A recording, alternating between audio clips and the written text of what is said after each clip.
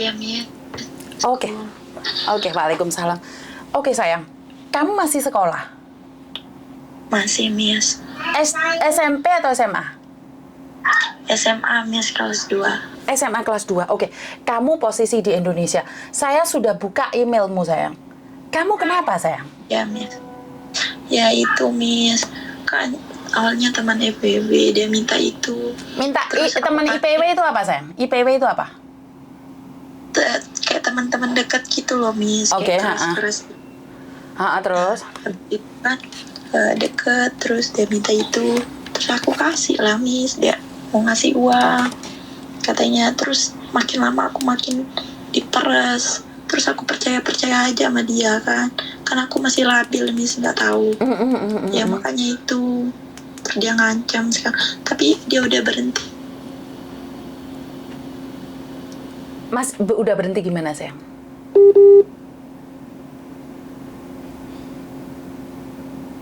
Halo? Halo? Ya, Miss. Dia minta kan 500.000 gitu. Tapi aku nggak punya kan. Nah, terus aku masih sekolah gitu. Dia mau tukar akun Telegram. Kalau enggak ya dia itu sebarin. Kalau enggak aku kasih. Ternyata dia ngambil nomor orang-orang terdekat aku. Dia mau sebarin ke orang-orang terdekat aku kalau aku nggak bisa lunasin. Oke. Gitu, Miss. Dan kamu masih ngasih uang ke dia atau enggak sampai sekarang, sayang? Enggak, Miss, enggak ngasih uang. Enggak ngasih uang, tapi yang ngancam kalau nggak muasin dia ya gitu. Nggak muasin dia dalam hal ketemuan atau cuman kirim foto aja, sayang? Kirim kayak video, kayak foto, kayak VCS gitu loh, Miss. Oke, kamu tahu dia posisinya di mana, sayang? Jogja, Miss. Di Jogja. Kamu juga di Jogja? Enggak, aku di NTB, Miss. Oke. Kamu di NTB, dia di Jogja. Oke. Kamu yakin dia Jogja atau dia pura-pura saja, sayang? Waktu di akun itu kan aku koneksi, Miss. Nah, koneksi itu ternyata HP-nya dideteksi di Jogja. Kayaknya yakin aku kalau dia Jogja, Miss. Oke. Terus kamu telepon saya, apa yang bisa saya lakukan, sayang? Makanya itu mau lapor polisi kalau bisa. Aku udah 2 kali kena tipu kayak gini, Miss. Teman-teman dekat. Aku mau berhenti main itu tapi nggak tahu. Tetap diancam sama dia. Nggak ada alat komunikasi sama dia. Takut tiba-tiba disebar sama dia. Aku udah 2 kali kena tipu, Miss. Kayak gini. 2 kali kena tipu dengan laki-laki yang sama atau dengan laki-laki yang beda? Dengan laki-laki yang beda, Miss. Lah, sudah melakukan kesalahan ke pertama kok kenapa ada yang kedua, sayang? Enggak, dia samaan, Miss. Dia samaan caranya. Dia samaan kayak bersamaan itu aku deket sama 2 orang. Kamu nggak tahu. Kamu lihat mukanya dia nggak, sayang? Nggak ada mukanya, Miss. Lah, kamu bagaimana tahu kalau itu orangnya di Jogja? Kalau dia di penjara bagaimana? Karena para mafia-mafia itu ada di penjara, sayang. Tapi aku tahu nama panjangnya, Miss. Bukan nama aslinya atau nama palsu, sayang? Sekarang KTP nama banyak. Aslinya. Fotoin ke aku, kirimin ke aku. Aku pengen lihat dia orang mana. Akunnya juga ada, akun Instagramnya ada. Oke, kirimin ke saya. Dia masih muda. Kamu umur berapa, sayang? 17, 18, 16? Aku masih 17, Miss. Oke. Kirimin ke saya, sayang. Keluargamu tahu nggak masalah ini?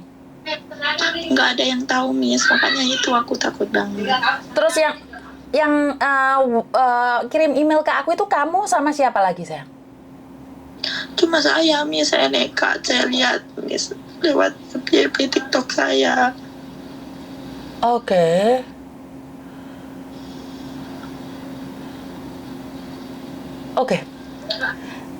Saya akan, karena kamu bukan umur di bawah 17 tahun ya, tadi perlindungan anak nggak bisa kita, mungkin perlindungan perempuan. Saya akan berikan nomor untuk di Indonesia karena posisimu masih di Indonesia. Saya Agustus ini masuk 17, Miss. Berarti kamu masih 16? Ya, Agustus ini 17 jalan. Berarti kamu seumuran dengan Meme, Mimi siapa nih? anak saya. Karena anak saya juga umur 17, ntar 17 Agustus ini. Iya, sama-sama Agustus toh, Miss. Lah, kok bisa kamu nggak pakai baju gitu, Tondok? Kamu main gitu? Iya toh, Miss. Kayak aku kena tipu sama dia. Oke, karena Percaya aja. karena kamu masih kecil, Dok. Kamu lebih baik jujur sama ibumu. Lebih baik jujur. Takut, Miss. Lebih baik jujur. Kalau kamu tidak jujur, makanya kamu yang akan hancur dan ketakutan. Kenapa? Foto-foto porno itu yang nggak pakai baju itu akan berhenti sendiri kalau orang tuamu sudah tahu, sayang. Dia nggak akan ngancam kamu lagi. Gimana caranya ngasih tahu, Miss? Boleh nggak aku berbicara dengan ibumu? Ibu lagi sibuk di luar. Aku ingin bicara sebentar. Lagi di luar, Miss, nggak di rumah. Nggak di rumah. Jam berapa pulangnya, sayang? Nanti selesai sholat tarawih kayaknya. Sholat tarawih ntar malam tak telepon lagi gitu ya? Ya. Jadi kamu bilang, Tapi Miss takut, Miss. takutnya apa yang kamu takutkan, sayang? Takut dimarah, takut itu. Soalnya bapaknya keras, bapak suka mukul. Oh, sorry. Aku tak gangguan mental juga, Miss. Makanya aku kayak gini. Gangguan mental, bipolar aku, Miss. Kenapa kamu bisa bipolar, Dok? Aku awalnya tuh kan pindah dari sekolah lama. Nah, di sekolah lama itu aku sering kena bully. Oke. Setelah itu, karena itu kamu mencari seseorang dari media sosial gitu, sayang. Ya kayak gitu, Miss. Pokoknya aku kena bully kayak nggak punya teman gitu. Karena kamu di kampungmu tidak punya teman, makanya kamu mencoba berteman di media sosial. Benar nggak, sayang? Banyak tekanan juga dari keluarga, Miss. Dari nilai akademik kayak gitu. Sedangkan aku dibully, gimana mau menyamai dengan nilai akademik? Oke, kalau kamu bilang bipolar, kamu sudah didiagnosis sama dokter atau kamu sendiri yang merasa bipolar? Aku sudah didiagnosis, Miss. Sudah didiagnosis, sering kontrol. Kalau perlu aku kirim surat kontrolnya ke Miss kalau Miss nggak percaya. Sekarang masih tahap minum obat, udah setahun, Miss. Oke, sorry sayang, sorry. Miss Yuni nanyain agak sensitif sedikit aja. Kamu dari keluarga menengah atau bawah atau atas, kalau boleh tahu? Sebenarnya keluarga terpandang, agak menengah lah, Miss. Kalau di kampungku itu keluarga aku terhormat, makanya aku takut banget. Rata-rata keluarga aku tuh PNS, kayak gitulah, Miss. Oke, jadi keluargamu adalah orang terpandang di kampung? Ya, gitu. Bapakku Pegawai? Ya, bapakku itu tokoh agama. Bapakmu tokoh agama? Ya. Bukan tokoh agama sih, kayak pembesar itu loh, Miss. Kayak pembesar desa itu. Oke. Karena saya susah ngomong.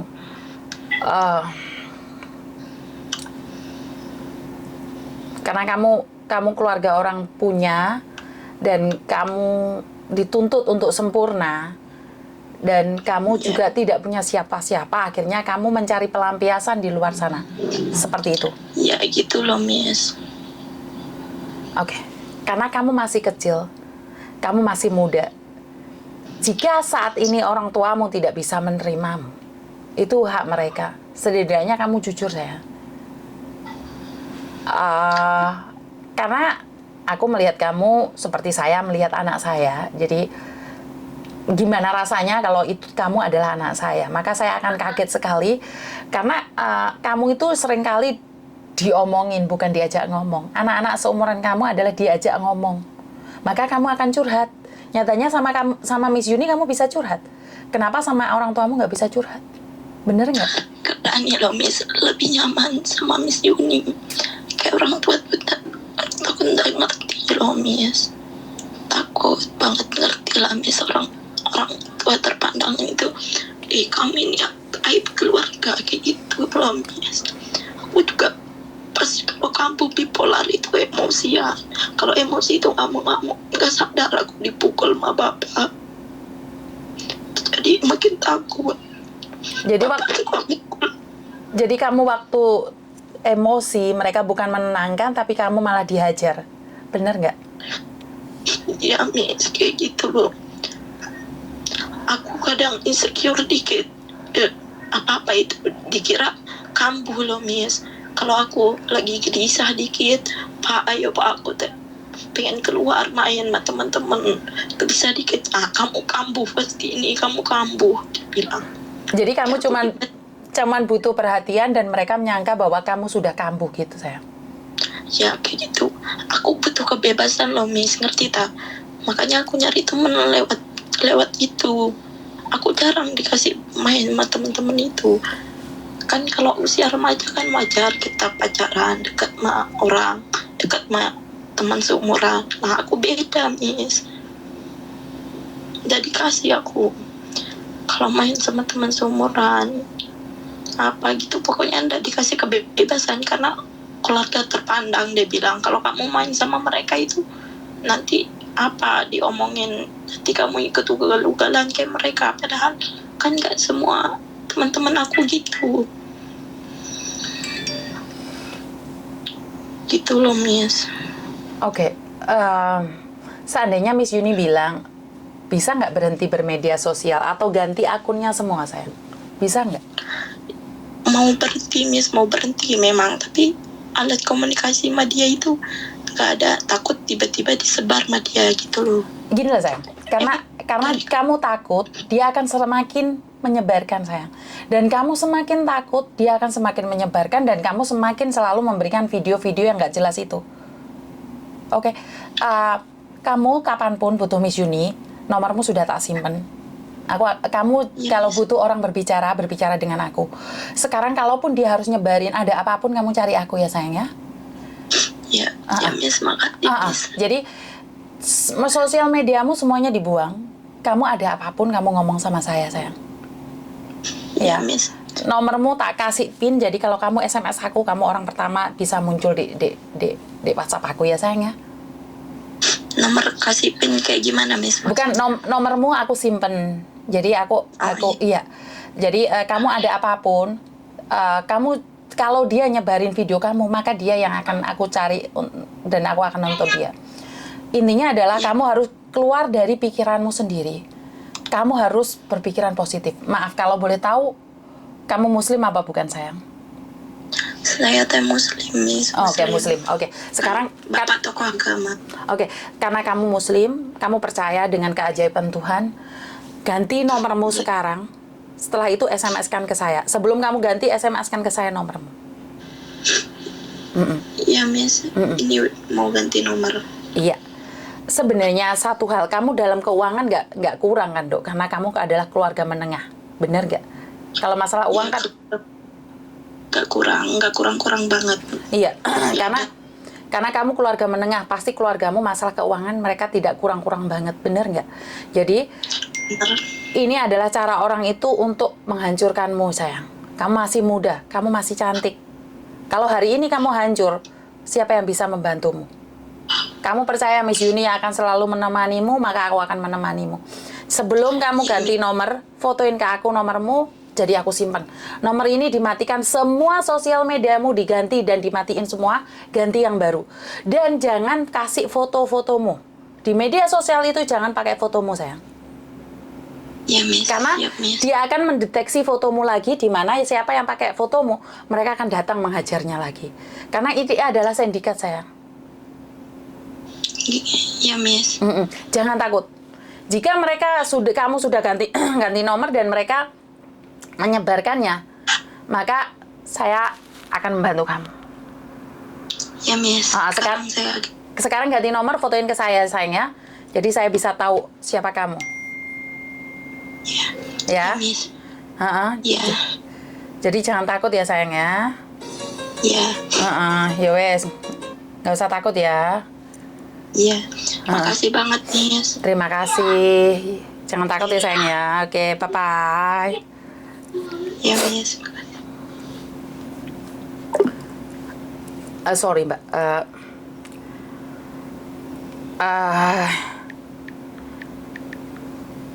Jika Anda adalah seorang ibu, gimana rasanya? Ini anak ada di Indonesia kurang kasih sayang. Anak yang ada di Indonesia yang butuh cinta, ternyata bukan kita aja yang ada di luar negeri yang kurang kasih sayang loh Mbak. Ternyata di Indonesia juga butuh kasih sayang. Ini seorang anak dengan kasih sayang ya. Zaman biyen niku tak omongi sampean cilik aku salah titik digowoki karo debok, Mbak. Aku salah titik digowoki karo dandi wae. Ngono ki ya ora apa-apa. Ya blek ae. Tapi anak-anak sekarang, generasi sekarang itu beda sama generasi kita. Kenapa saya tidak pernah bisa menghakimi seseorang seperti apa dan bagaimana? Karena memang kehidupannya juga beda. Cuman kayak sedih banget gitu di hati, nggak ngerti aku mau ngomong apa.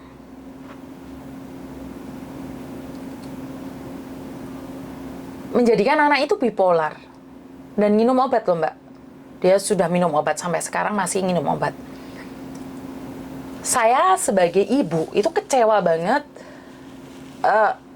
repot nih Mbak, karena gini loh Mbak, saya tidak menyalahkan ibunya dia ya. Saya tidak menyalahkan ibunya dia, maksudnya ibu saya itu orang kolot. Ibu saya itu orang pedalaman yang tidak bisa menerima kenyataan tentang kehidupan ke depannya. Dan ibu saya tuh ngekang memenya ampun-ampun. Meme waktu umur 9 tahun saya mau ambil, kita terjadi perang dunia ketiga dalam keluarga saya. Ibu saya mengekang anak saya pol-polan, Mbak. Anak saya dimarahin gurunya, tanyain gurunya SD kalau nggak SMP, diparani sama ibu saya. Tapi karena itulah anak saya tumbuh, dan anak saya juga dibully. Jadi Meme itu anak bully. Meme itu pernah dibully. Dari situ Meme sempat mentalnya drop. Tapi karena mungkin kasih sayang keluarga, kita tidak menyalahkan tentang keadaan. Akhirnya Meme bangkit, dan saya sangat salut sekali dengan adanya PSHT. Jadi PSHT itu membuat anak saya, Meme pribadi itu, jadi kuat. Jadi saya ucapkan banyak-banyak terima kasih sekali pada PSHT ya. Yang merubah anak saya punya tanggung jawab dan kuat mental, kuat tenaga. Itu saya sangat salut sekali dengan cara PSHT mendidik anak saya. Jadi saya sangat bangga sekali karena Meme itu karena Cindo ya Mbak ya. Jadi semua orang mengatakan bahwa kamu itu Cina loh, kamu itu ini itu, banyak yang mengatakan kamu itu kulitnya putih dewe elek loh. Apapun itu keluar dari mulut teman-temannya dia. Dan dia bilang, lihatin mamamu nggak mau sama kamu loh, kamu lo dititip no ibu nenekmu. Itu ada kata-kata itu diberikan pada Meme, dan Meme sempat drop. Ini pengalaman pribadi saya ya Mbak ya. Tapi saya sangat salut sekali dengan PSHT. Mereka bisa membuat anak saya itu menjadi kuat mental. Sampai anak saya itu ikut PSHT itu 3 kali masuk rumah sakit Mbak. Dodonnya ampek. Karena Meme itu kalau ada kunjungan dia selalu naik panggung. Jadi Meme itu tumbuh dari bulian juga loh. Karena Cindo. Kok putih? Kok ini apa anak wong Indonesia atau iki? Apa semuanya. Padahal kan Meme dalam ruang lingkup keluarga kita, Meme itu paling hitam. Makanya kalau Anda semua ibu-ibu yang ada di sini, saya tidak promosi PSHT ya, saya nggak dapat keuntungan apapun. Tapi cuman saya ingin bilang, ini pengalaman saya pribadi. Karena sebagian dari keluarga saya tidak setuju Meme masuk PSHT. Karena mereka bilang, no, masuk PSHT nah anakmu. Sombong dah lain kali. Lihatin sombong dah itu anakmu. Semua orang memvonis bahwa Meme itu akan sombong karena ikut PSHT. Dia lebih membela temennya daripada keluarganya. Itu yang sempet saya sama bapaknya mikir, duh ini anak ikut PSHT ini kira-kira ini gimana ini? Kekhawatiran saya juga terlalu. Tapi ternyata enggak loh, setelah dia selesai, dia ambil sabuk putih, dia benar-benar tahu dan bisa menghargai orang lain. Nah ini kebanggaan bagi saya ya, sebagai seorang ibu yang tidak pernah ada di sampingnya. Saya tuh minta maaf pada Meme kalau saya itu bersalah. Dan hari ini saya mendapatkan telepon dari anak kecil, di mana apa ya, keluarga semua ada di rumah tapi bipolar, dan dia sedikit pingin meluapkan emosinya. Dia bilang bahwa dia itu dia kumat lagi, bipolar, kumat lagi gitu. Ini anak adalah yang butuh kasih sayang, tapi ya saya sendiri heran ya, saya dapat telepon dari anak SMA kelas 2 yang ada di Indonesia. Saya kaget, jujur saya kaget.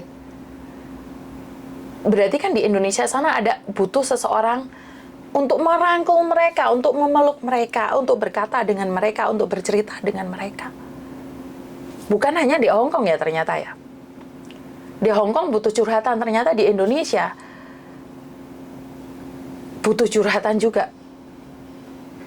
Jadi saya sangat berterima kasih sekali buat teman-teman di luar sana. Saya nggak bisa ngomong apa-apa karena saya down, Mbak. Saya drop lagi nih. Anak SMA kelas 2, fotonya nggak pakai baju, dikirim ke laki-laki, dan dipengaruhi. Ini bisa salah pergaulan juga kalau kita tidak bisa memegangnya. Bapaknya adalah salah satu tokoh agama di satu tempat, keluarga orang berada, tapi anaknya tidak bisa berbicara bersama keluarganya, jadi tidak bisa mengerti satu sama lain. Ya kadang-kadang saya tidak bisa ngomong apa-apa ya. Ya udahlah Mbak. Bingung saya karena kalau masalah anak ini sensitif sekali. Cuman saya berdoa agar ibunya, bapaknya juga punya hati agar tahu bahwa anaknya itu anak gitu loh, bukan apa? Bukan barang mainan yang hanya ada disekolahkan, dikasih makan, terus dia tidak butuh yang lainnya, dia tidak butuh bersosialisasi lagi, dia butuh bersosialisasi dengan orang. Jadi jangan kekang anak itu. Dan anakmu itu korban bulian, kamu tahu nggak? Kalau anak saya dibully itu saya tahu. Karena itu saya selalu spot anak saya. Dan saya sempat nanya sama Meme, nggak apa-apa Me, kamu pulang aja Me ke Hong Kong Me, nggak apa-apa. Nggak Ma, aku kan udah nggak bisa bahasa Cina Ma. Nggak lah, aku pengen di Indonesia aja Ma. Ntar kalau kuliah baru aku di sana. Jadi saya sempat ngomong sama Meme, kalau kamu dibully udah deh datang aja deh Me. Tapi dia bilang nggak Ma, aku akan bertahan di Indonesia. Dan akhirnya tumbuhlah anak saya dewasa seperti hari ini. Dan masnya yang selama ini yang tidak ingin datang ke Indonesia, malah masnya sendiri yang akan sering datang ke Indonesia. Bahkan anak saya itu mendapatkan tawaran pekerjaan dari salah satu tempat di Indonesia, dan kemungkinan besar dia akan berada di Indonesia. Ini anak saya yang cowok. Jadi bocoran buat kalian, kemungkinan besar anak saya juga yang cowok itu benar-benar pulang Indonesia, yang cewek datang ke Hong Kong. Ini jadi mungkin ada pertukaran ya. Jadi ini adalah pertukaran. Saya kurang tahu apakah Thomas kuat dibully.